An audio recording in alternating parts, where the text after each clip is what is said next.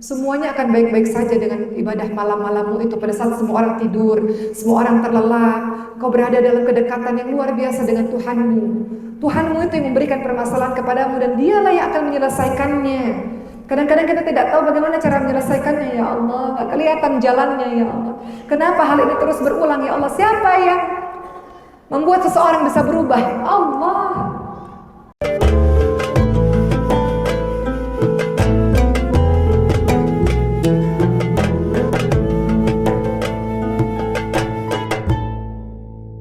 Tapi qiyamul lail itu betul-betul ibu-ibu sekalian, jangan kau tinggalkan qiyamul lail itu. Walaupun sekedar bangun, kemudian kita ngantuk, zikir kepada Allah Subhanahu wa taala.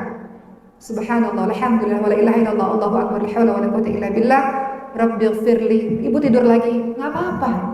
Ibu-ibu telah berzikir, telah mengingat Allah. Ibu mudah-mudahan dikategorikan sebagai orang-orang yang mengingat Allah di situ. Apalagi yang rumah tangganya bermasalah. Apalagi yang anak-anaknya bermasalah. Apalagi yang ada masalah dengan pasangannya. Lalu kau nggak sholat malam, mau minta tolong sama siapa? Siapa yang memberikanmu kekuatan? Siapa yang menghapus air matamu? Allah. Siapa yang bisa memberikan jalan keluar di saat kita nggak tahu kita harus melakukan apa? Allah. Bagaimana cara mendatangkan pertolongan Allah? Bangun di sholat malam itu. Bangun untuk hidupkan malam-malammu itu. Sedih harusnya kalau kita ketinggalan sholat malam. Artinya kita ketinggalan waktu untuk berdua-duaan dengan Allah Subhanahu wa ta'ala. Teman saya mengatakan, Oki, saya sedih sekali. Malam ini saya ketinggalan sholat malam, katanya. Jadi orang yang ketinggalan sholat malam yang sedih itu banyak, Bu. Banyak, karena mereka terbiasa dengan sholat malam. Dia katakan, semenjak 1 tahun yang lalu ketika ayah saya meninggal dunia, saya putuskan untuk tidak mau meninggalkan sholat malam. Karena itu satu-satunya selain cara-cara yang lain. Itu salah satu cara bagi saya untuk berbakti kepada ayah saya. Karena di sholat malam itu dia mendoakan ayahnya, ibu sekalian. Rabbighfirli. Apa doanya? Warhamhuma kama rabbayani shaghira, atau Allahumma fir lahu warhamhu wa'afihi wa'fu. Atau kirimlah doa-doa lainnya. Kata beliau, malam ini saya ketinggalan sholat malam dan saya sangat sedih dengan ketinggalan sholat malam. Karena saya kehilangan waktu mustajab untuk mendoakan ayah saya. Jadi sholat malam itu dahsyat. Semua doamu dikabulkan oleh Allah Subhanahu wa ta'ala. Kata Allah, ud'uni astajib lakum, berdoalah kepadaku, maka akan aku perkenankan bagimu. Doa dengan sungguh-sungguh. Semuanya akan baik-baik saja dengan ibadah malam-malammu itu. Pada saat semua orang tidur, semua orang terlelap, kau berada dalam kedekatan yang luar biasa dengan Tuhanmu. Tuhanmu itu yang memberikan permasalahan kepadamu dan dialah yang akan menyelesaikannya. Kadang-kadang kita tidak tahu bagaimana cara menyelesaikannya, ya Allah. Gak kelihatan jalannya, ya Allah. Kenapa hal ini terus berulang, ya Allah? Siapa yang membuat seseorang bisa berubah? Allah. Siapa yang bisa menghentikan suatu perkara atau suatu sakit atau menghilangkan sakit di dalam dada kita? Allah. Maka dalam surah Al-Furqan ayat 64 diucapkan, ciri Ibadur Rahman, ciri orang yang saleh adalah dia gemar qiyamul lail. Dia orang yang gemar menghidupkan malam. Begitulah teman-teman semua, orang-orang yang senantiasa menjalankan salat malam kehidupannya tenang. Karena dia sudah mengadukan semua kesakitannya, semua kesedihannya kepada Tuhannya. Jadi di pagi hari dia dalam keadaan yang ceria, dia dalam keadaan yang baik-baik saja. Karena sudah puas dia bercerita dengan Tuhannya. Dan Tuhannya itu yang menguatkan tubuhnya, menguatkan hatinya untuk terus menjalankan kehidupan ini. Jadi bagi siapapun teman-teman, jangan tunggu sedih dulu baru bangun salat malam. Setiap saat minta kepada Allah kekuatan, kemampuan untuk jadikan sholat malam itu sebagai kebiasaan untuk kita. Bangunlah paling lambat jam 4 pagi. Belum lagi wudhunya, belum lagi zikirnya, belum lagi sholatnya, betul Bu? Kalau 5 menit sebelum subuh boleh, sholat 2 rakaat dapat, tapi doanya nggak panjang, benar nggak? Doanya nggak bisa khusyuk. Setidaknya setengah jam sebelum subuh misalnya. Di sini subuh jam berapa Bu? Jam 4 ya? Jam 5 misalnya. 1 jam sebelum subuh misalnya, atau setengah jam paling telat sebelum subuh. Bangun. Engkau akan merasakan dahsyatnya efek dari sholat malammu itu, dan kehidupanmu akan baik-baik saja ketika engkau senantiasa menjalankan sholat malam. Berikutnya ibu-ibu sekalian, di dalam surah, tadinya saya mau bahas pendek tapi akhirnya saya bahas panjang, gak apa-apa. Ayat ini di dalam surah Al-Furqan ayat 65 sampai ayat 66. Ciri-ciri Ibadur Rahman berikutnya adalah dia senantiasa berlindung dari azab neraka jahanam. walladzina yaquluna rabbana isrif 'anna 'adzab jahannam inna 'adzabaha kana gharama. Orang-orang ini, orang-orang yang saleh ini, dia selalu berdoa kepada Tuhannya, ya Allah, jauhkan kami dari azab jahannam. Sesungguhnya azabnya itu adalah kebinasaan yang kekal. Doa dalam kehidupan kita agar diri kita, anak-anak kita, keluarga kita dijauhkan dari neraka jahannam. Jangan minta perkara dunia saja.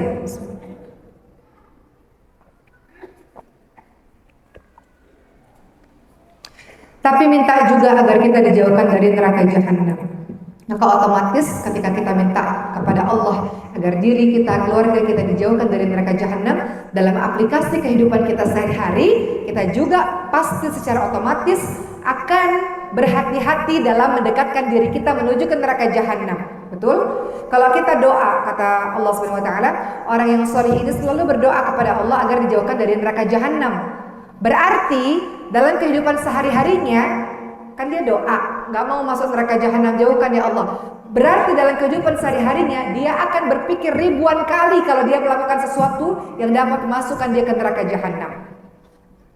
Dia akan berpikir sebelum dia berbicara, ridha nggak ya Allah, bagian dari ibadah atau bagian dari maksiat ya Allah.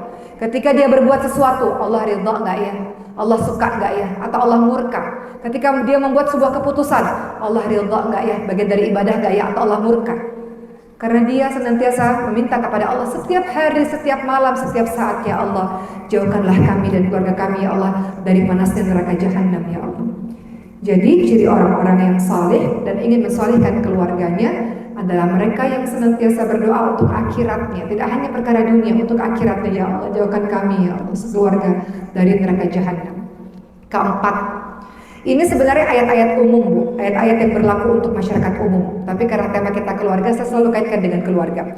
Yang keempat, surah Al-Furqan ayat ke-67. Ciri-ciri hamba Allah yang saleh adalah dia akan menginfakkan hartanya di jalan Allah Subhanahu wa taala. Dia tidak kikir dan tidak boros. Kalimatnya adalah a'udzubillahi minasyaitonirrajim. Walladzina idza anfaqu lam yusrifu wa lam yaqturu wa kana baina dzalika qawama. Dan orang-orang yang apabila menginfakkan harta, mereka tidak berlebihan. Dan mereka juga tidak kikir dalam bersedekah, mereka tidak kikir dalam mengeluarkan harta untuk diri mereka sendiri, mereka tidak berlebihan. Dan uang yang keluar itu, pembelanjaan itu di tengah-tengah di antaranya. Artinya adalah, maksudnya di sini adalah kalau kita membelanjakan untuk diri kita sendiri, kita tidak berlebih-lebihan. Kalau kita berinfak di jalan Allah, kita juga tidak kikir. Saya akan kaitkan dengan keluarga. Wahai para ayah, engkau punya tugas memberikan nafkah. Dalam surah An-Nisa ayat 34, Allah Subhanahu wa taala berfirman, "A'udzubillahi minasyaitonirrajim. Ar-rijalu qawwamuna 'ala nisa'i bima faddalallahu ba'dahum 'ala ba'd wa bima anfaqu min amwalihim." Laki-laki disebut qawwam, pelindung, pemimpin. Memang Allah berikan sebagian kelebihan kepadanya. Salah satunya adalah dia punya tugas untuk menafkahi. Nafkah lahir, nafkah batin, memberikan nafkah ilmu. Wahai para ayah, belajarlah, dekatlah kepada Allah, belajarlah ilmu agama, karena anak-anak memerlukan ilmu dari dirimu. Ayah, kenapa harus terus menambah hafalan Qurannya? Kau jadi imam bagi keluargamu. Ayah, baca Quran karena istrimu, anak-anakmu melihat dirimu. Betul nggak ibu sekalian? Ibu selalu minta kepada Allah, ya Allah, berikanlah suami yang menjadi teladan bagiku, ya Allah, yang menjadi imam bagiku, ya Allah, yang mengajarkan agama kepada aku dan anak-anak, ya Allah, yang salat, ya Allah, di masjid, ya Allah. Doa Bu, doa agar Allah berikan kita suami yang seperti itu, insya Allah. Jadi laki-laki juga punya tugas untuk memberikan nafkah. Di sini tadi kita membahas mengenai nafkah, mengenai infak. Kalau laki-laki, para suami memberikan nafkah wajib. Kalau dia nggak mampu, tetap harus semampunya. Istrinya kaya raya, perlu nggak suaminya memberikan nafkah? Perlu. Perlu nggak Bu? Perlu, tetap, walaupun sedikit, semampunya. Istri kalau bekerja memberikan uang kepada suami dan anak-anaknya, membantu perekonomian, itu namanya sedekah. Ibu mau kasih boleh, nggak kasih juga nggak apa-apa. Tapi seorang istri yang salehah nggak mungkin Punya harta banyak, suami dan anak susah, rumah tangga susah, dia nggak bantu nggak mungkin. Karena infak sedekah yang paling utama adalah keluarga terdekat. Makanya ada seorang istri, istrinya Ibnu Mas'ud radhiyallahu anhu berkata pada Nabi, saya punya harta, bolehkah saya sedekahkan kepada anak dan suami saya? Mereka kurang, mereka perlu sedekah ini. Kata Rasulullah, Masya Allah, engkau melakukan dua hal. Ketika para istri yang punya uang dari hasil kerja kerasnya sendiri, kemudian engkau memberikan kepada suamimu, anakmu, kepada rumah tanggamu, maka engkau mendapatkan dua hal. Pertama, engkau mendapatkan pahala sedekah. Engkau sedang bersedekah, itu bukan kewajiban.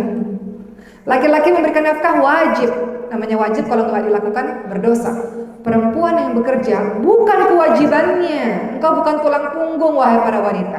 Engkau tulang rusuk. Engkau itu dijaga, dilindungi, disayang, bukan pencari nafkah. Tapi ada sebagian dari diri kita yang rumah tangganya tidak seideal itu, sehingga kita harus bekerja. Engkau sedang berjihad fi sabilillah, wahai para wanita-wanita yang sedang mencari uang untuk kehidupan rumah tanggamu. Karena itu bukan tugasmu, namun kau lakukan itu demi keluargamu. Masya Allah, kau sedang berjuang di jalan Allah Subhanahu wa Ta'ala. Kata Rasulullah, mendapatkan dua pahala. Pertama, pahala sedekah. Kedua, pahala silaturahmi. Itu bukan kewajibanmu, tapi kau lakukan itu. Masya Allah. Jadi kalau kita lihat di sini, Allah Subhanahu wa Ta'ala katakan orang yang saleh itu adalah menginfakkan hartanya. Kalau untuk dirinya sendiri tidak berlebih-lebihan, tapi kalau untuk di jalan Allah tidak kikir. Jangan ada suami-suami yang kikir kepada suaminya. Makanya ketika ada seorang istri tanya pada Rasulullah, Rasul, suami saya pelitnya minta ampun. Bapak tolong Pak, jangan jadikan istri kita mengemis kepada Bapak. Jangan jadikan istri-istri ini mengemis, karena itu haknya. Betul Bu? Ibu punya hak. Suami memberikan kewajiban. Jangan istrinya jadi kayak pengemis minta-minta kepada suami. Mungkin suaminya nggak tahu Bu harga cabai sekarang berapa, mungkin Bu ya. Sekali-kali boleh juga suami yang belanja biar tahu harga di pasar. Suami tanya, ya, kemana aja habis uangnya? Makanya istri-istri juga amanah. Jadi ada seorang wanita yang berkata pada Rasulullah, ya Rasul, suami saya pelitnya minta ampun. Bagaimana saya bisa belanjakan untuk makan keluarga ini? Pelit sekali. Kata Rasul, nggak apa-apa, ambil diam-diam nggak apa-apa, tapi seperlunya saja. Kata Rasul, boleh ambil, tapi secukupnya saja. Jangan gara-gara kisah ini kemudian ibu jadi ngambil semuanya. Nggak apa-apa, ambil diam-diam, katanya boleh, terus ambilnya banyak, jadi perang rumah tangga nanti ya. Ambil sedikit, yang secukupnya saja. Jadi yang keberapa tadi ibu sekalian dalam rumah tangga?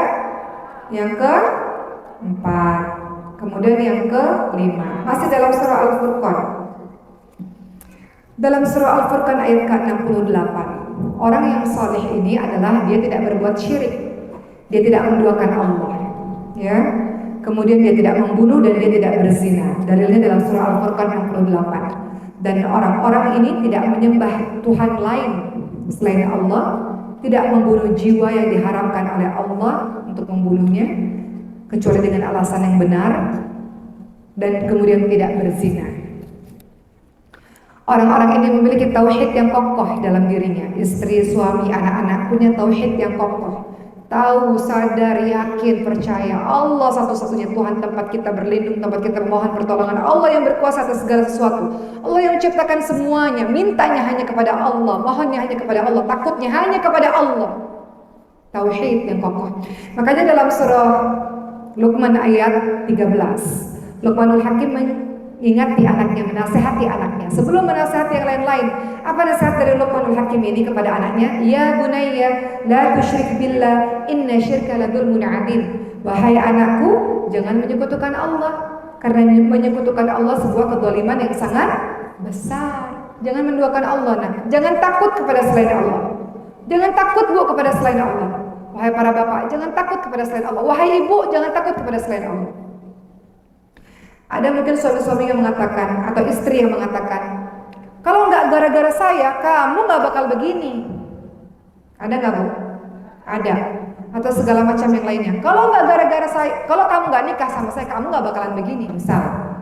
Atau yang lain-lainnya. Siapa yang membuat ibu atau bapak menjadi begitu begini? Allah. Betul?